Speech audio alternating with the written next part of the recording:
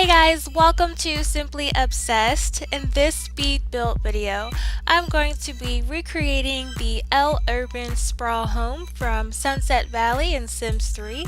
I'm going to be recreating it for the Sims 4. If you're not familiar with the Urban Sprawl, it is a starter home found in Sunset Valley in The Sims 3, of course. It has 2 bedrooms, 1 bathroom, and it's a home that only has 1 floor. And if I'm not mistaken, I do believe that the home sits on a 40 by 30 lot.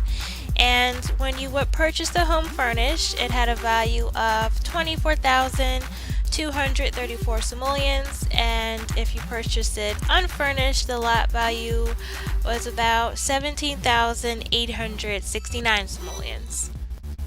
When I finished building the upgraded version of this home, it did have a value of a little over 33,000 simoleons. Now, the reason why that is because I didn't buy the cheapest version of everything. I wasn't really trying to stay in the original price range. I figured that The Sims 4 is an upgrade from The Sims 3, so instead of buying everything cheap and truly making this a starter home like it was in The Sims 3, that we'll go ahead and splurge on a few things and upgrade it. But everything is in the same place that it would be in if it were in The Sims 3. So the beds, the dressers, the shower, toilet, kitchen, couch, TV, everything is pretty much in the same place that it would be in the home in The Sims 3.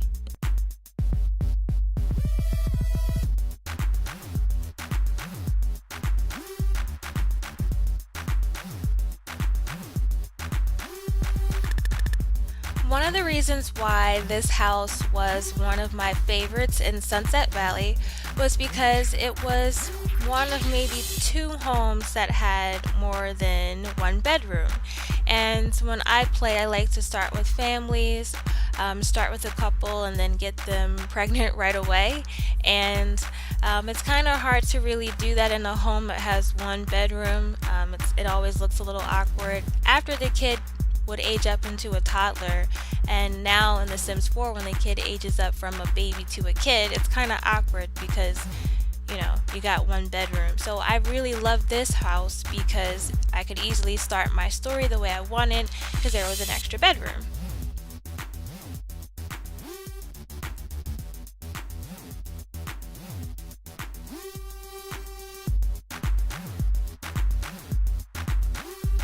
I also loved how there was a lot of backyard space. Like I said earlier, I do believe this house was built on a 40 by 30 lot. So this house had a lot of backyard space. You could add a pool, you could have a nice sized garden, you could really do something with the backyard.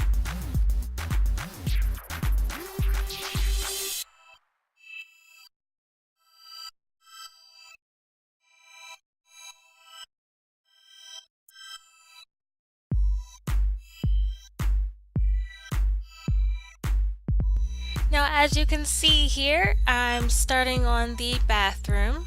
One of the things that I did not like about the original house was the color scheme. Everything was yellow or brown. I just didn't like it. So for this house, I wanted to do something a little different.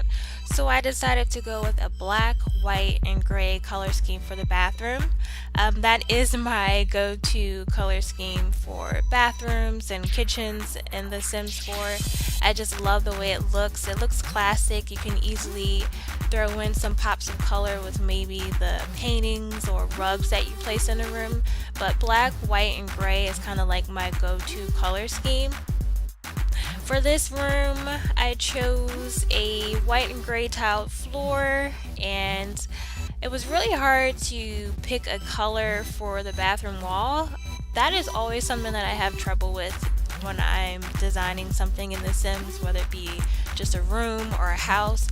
I have a hard time sticking with or choosing a paint color or just a design for the wall. That always gets me. So you see here that I tried a couple things and I decided to go with just gray wall with the white crown molding.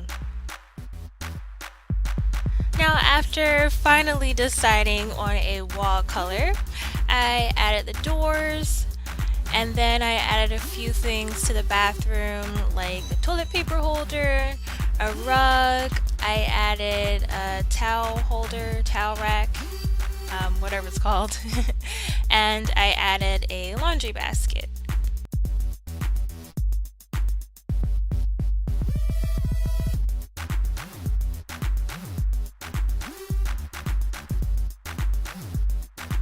After finishing the bathroom, I went on to get started on a bedroom. The bedroom in the original home had a twin size bed, so I had a kind of a hard time picking out a twin size bed only because I wasn't sure what colors I wanted to use. I wasn't sure what style I wanted to use.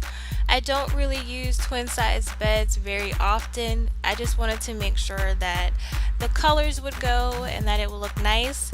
I also wasn't sure what type of flooring I wanted, and the flooring and the walls and the bed color, for me it all has to coordinate, it all has to look good together. So it took a while for me to figure out exactly what I wanted to use here. Now, I don't know about anyone else, but one thing that gets to me when I'm designing a bedroom is how the dresser and the bed won't match. Now, for instance, I'll have a bed that has a yellow comforter, and then I'll see a dresser that has yellow drawers. I'm like, okay, let's put those two together. That'll be perfect. And then the wood of the dresser won't match the wood on the bed. And that really like bugs me because I want everything to be perfect, and when the color of the headboard and the color of the wood on the dresser doesn't match, it just irks me. So I feel like I have to keep trying to find something that works well together, something that looks like the dresser, the bed, and the end table all came together in a set.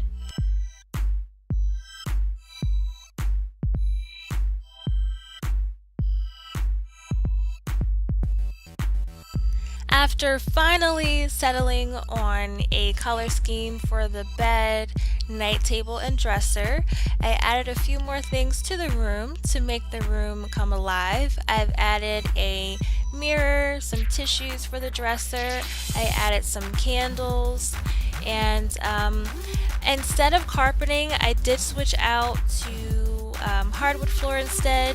Carpeting just seemed kind of boring with the color scheme that I chose, so I thought that hardwood flooring would make the room pop a little bit.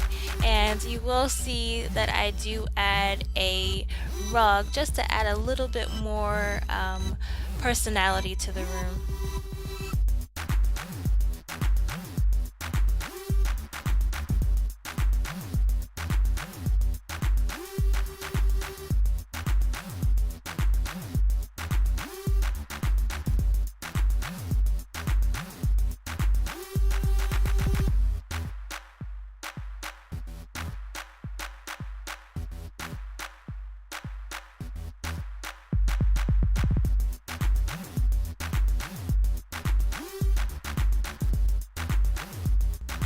Now on to bedroom 2. This bedroom had a queen size bed instead of the twin, so I was thankful for that. I usually use the full size, queen size, whatever size you want to call it, bed for most of my bedrooms. And as you can see here, I put some beds out on the lawn so that way I can see which one worked best. And you can see me going through different colors and trying to figure out what worked. It took me a minute, but I did eventually decide on a color scheme and mattress style. What you see there is not the one that I ended off with. Eventually I did switch it out to something a little different, but that's what I started out with.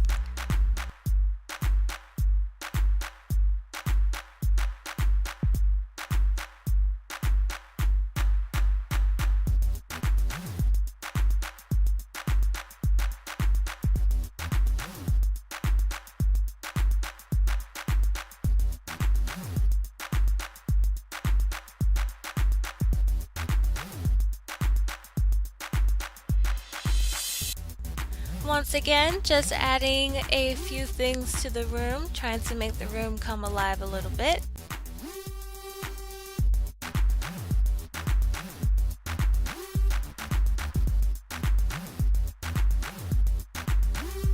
When you get to the end of the video, you do see the bedroom that I decided to stick with. You do see the design of that bedroom in the end. I really would like to know what you guys think.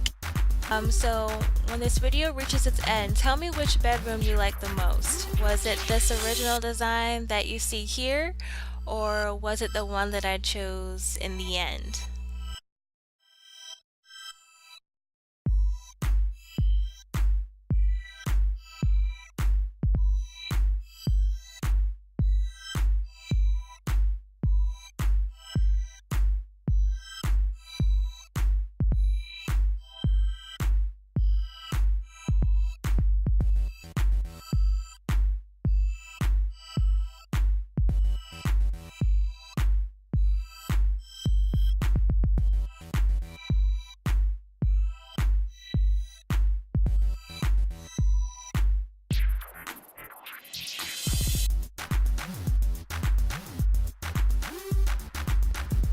And as you can see, I chose the same overhead lighting that I used in the other bedroom.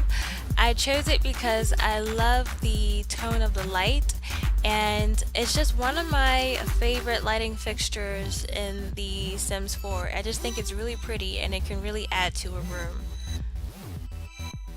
And now we move along to the kitchen.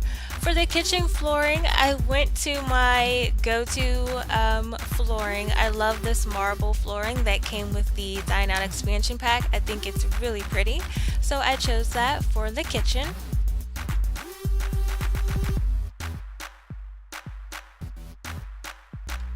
For the kitchen, I decided to go with red counters and red cabinets.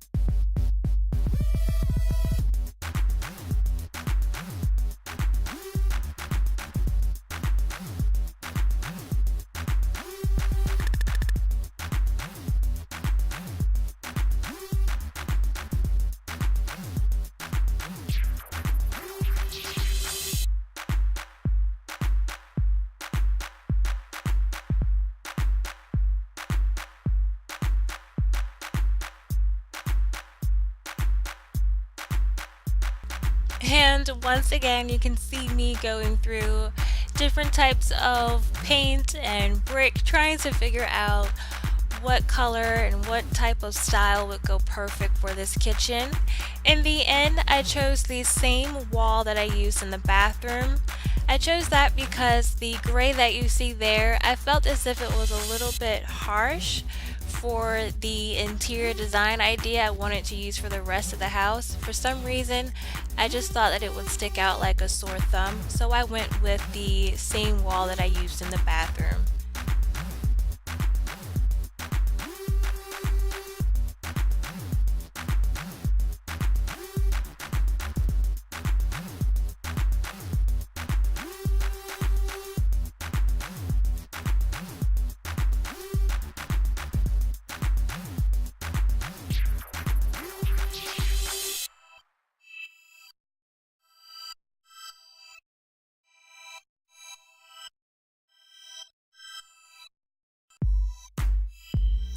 Just messing around with different overhead lighting ideas.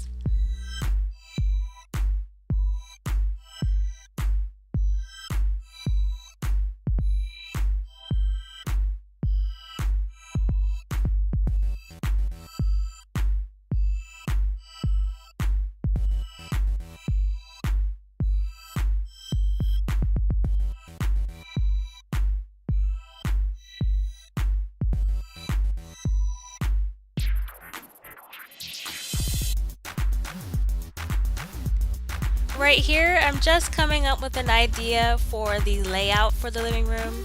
I'm not necessarily choosing these particular living room items. I just wanted to see how the layout would look if I had a chair here, an end table there, or a couch there.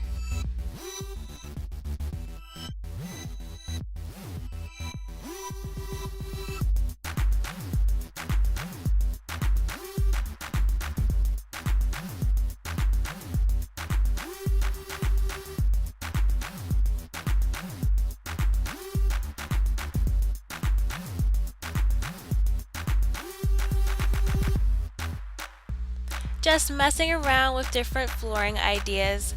I knew that I didn't want to use carpet, so I'm just playing around with different hardwood floors to see what works best.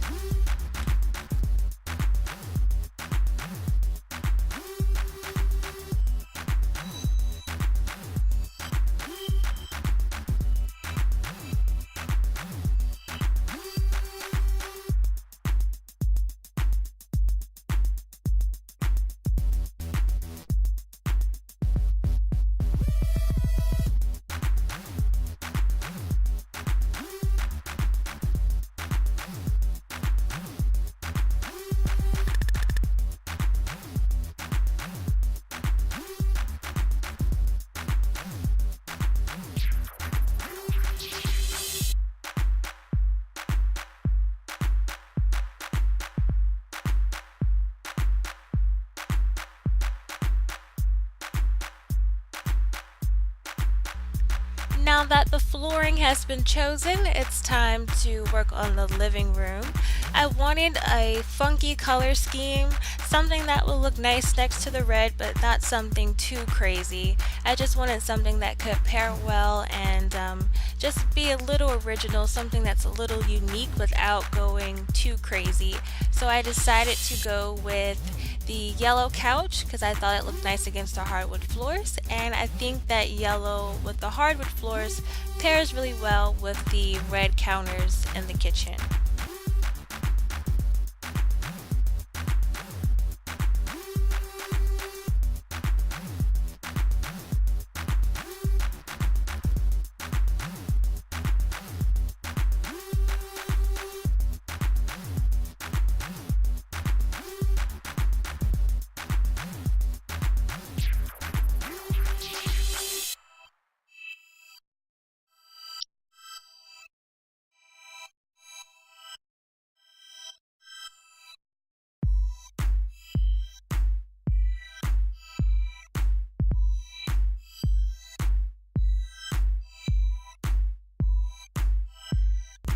When choosing a television for the living room, I was a little budget conscious.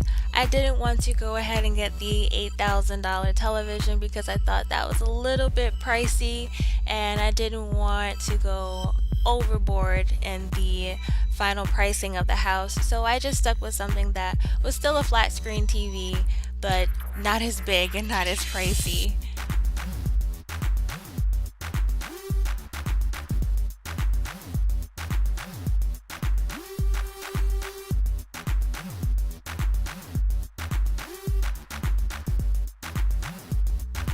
Here you can see where I chose different colors for this bedroom.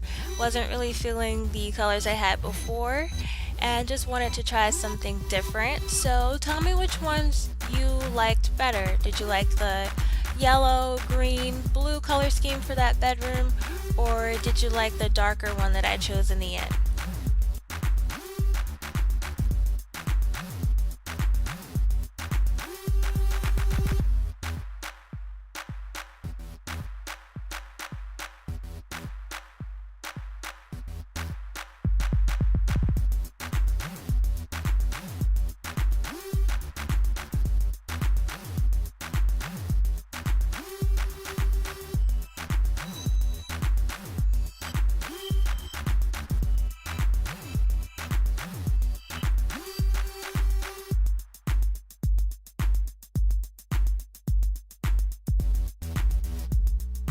From this point on, you can see me working on the exterior of the house.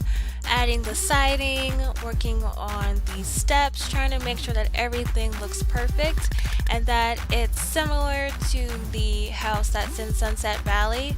I didn't want it to be exactly the same. I wanted it to look similar but not the same. And I think I accomplished that with the color scheme I chose for the foundation and the siding.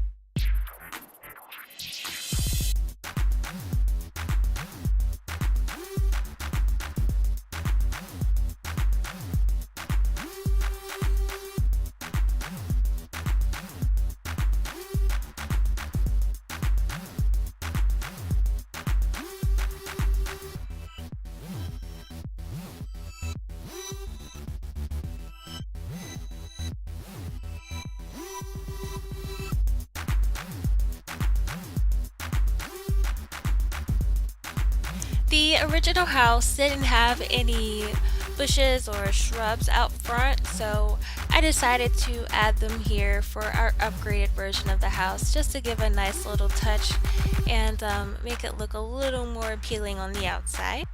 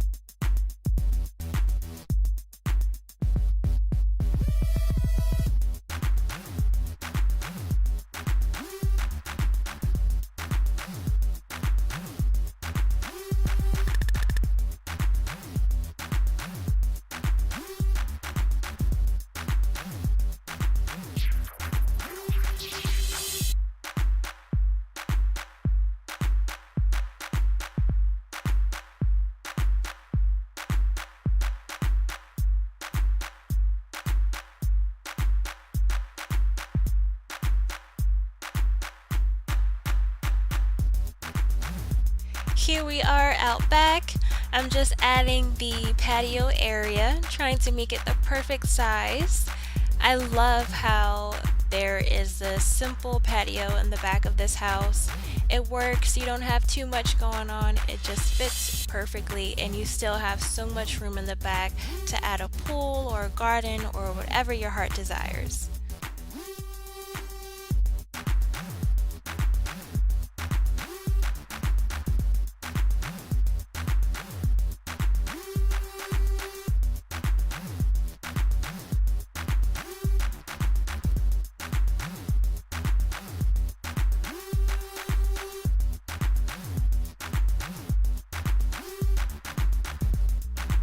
Alrighty guys, here are the before and afters.